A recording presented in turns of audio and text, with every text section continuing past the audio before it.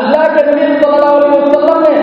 تمام امت مسلمہ کو بھی حکم دیا تھا، مروا اولادکم بالصلاۃ وهم ابناء 7 سنین، کہ تم اپنی اولاد کو نماز پڑھنے کا حکم دو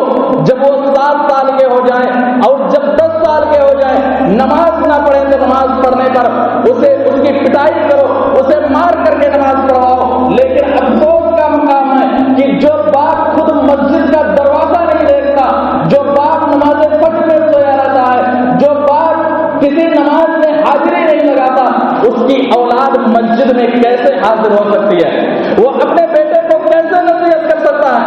حالانکہ قرآن حکیم کے اندر اللہ رب العالمین نے کہا تھا وَأْمُرْ أَهْلَكَ بِالصَّلَاةِ وَاصْطَبِرْ عَلَيْهَا، کہ تم اپنی اولاد کو نماز پڑھنے کا حکم دو اور خود نماز پر جمے رہو۔ معلوم ہے چلا کہ پہلے ہم نماز کے پابند بنیں گے، جب نماز کی پابندی کریں گے تو اپنی اولاد کو نماز پڑھنے کا حکم دیں گے، جب خود نمازوں سے دور رہیں گے، جب نماز فجر میں سوئے رہیں گے، ہماری اولاد کیسے نماز فجر میں آ کر کے نماز فجر کو پڑھے گی؟